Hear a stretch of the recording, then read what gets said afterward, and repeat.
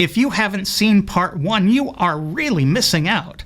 But you can watch that second. It's all the same bullshit. Let's just jump right back in. Is the same true? You go to China, you're Chinese. Is the same true if you're Chinese? Jordan needs some basic lessons in how countries differ.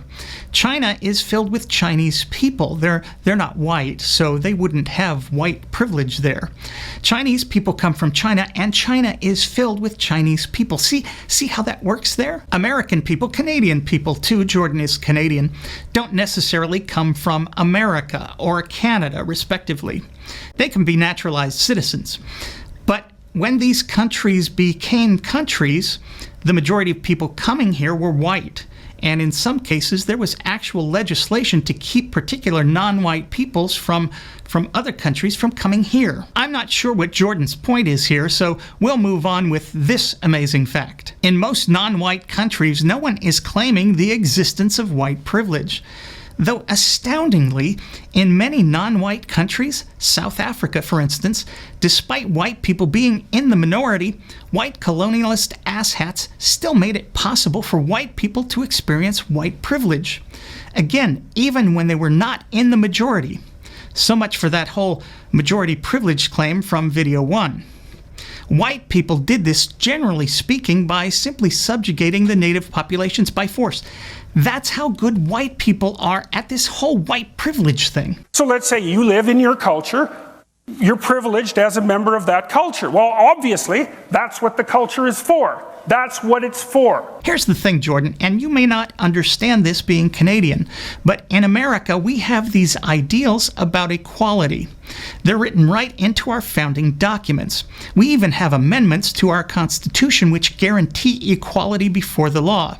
So here in America, our culture is supposed to reject privilege and seek the equality we're endowed with by our Creator, regardless of race.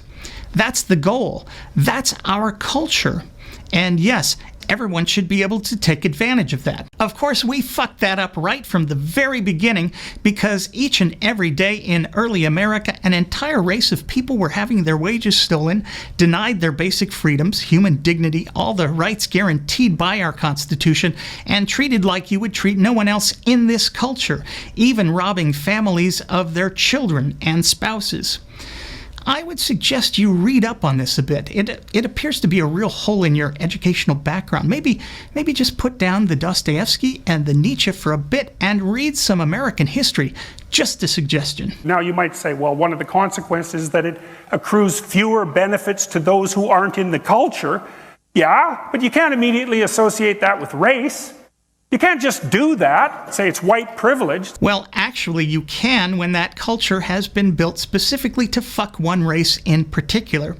Or when that culture is literally built on the idea that one race, and gender by the way, is superior to the others, and then enact laws to ensure that the equality of result, which may otherwise occur all things being equal, is denied to one specific race of people, keeping them down for the better part of 400 years.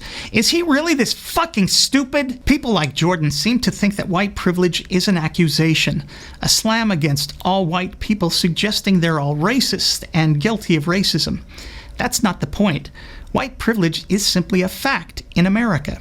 It happens every day. I can literally look at the news each morning and find some story demonstrating its continued existence. While I was writing this piece, one of our fucking moron Republican senators said he wasn't afraid of the seditionist terrorist Trump mob that attacked the Capitol on January 6th, but that he would have been afraid had they been from Black Lives Matter.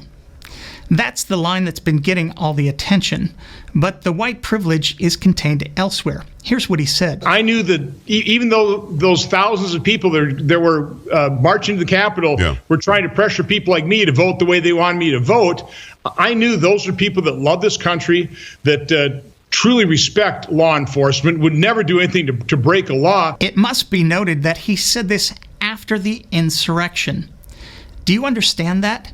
Even after they disrespected law enforcement, even after they'd broken the law, Ron Johnson gave them the benefit of the doubt. Nothing in his racist-ass self said, gee, I was completely wrong. Those white people clearly don't love this country. They didn't respect law enforcement at all, and they definitely broke the law. I need to rethink my prejudices. Even when white people commit sedition, they get the benefit of the doubt from these fucking morons. Unarmed black people doing absolutely nothing?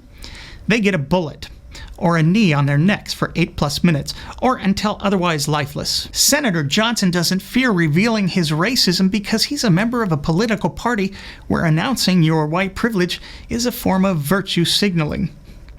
After posting my All Lives Matter video in which I ask since when, I talked to a good black friend of mine telling him how disturbed I was by the racism in the comments section. He said to me, "You've done the one thing you can't do in America, Bri. You made white people feel bad." That is, it seems, what we're dealing with. The reality, the mere fact of white privilege makes white people feel bad. And there is no greater sin in America. Hashtag white privilege. So maybe we should stop using that term. Maybe we should change white privilege to black suppression. I actually think black beatdown is more accurate. But that's probably still too aggressive for my white snowflake friends, especially for those north of the border. Once again, I'm me. Thanks for watching.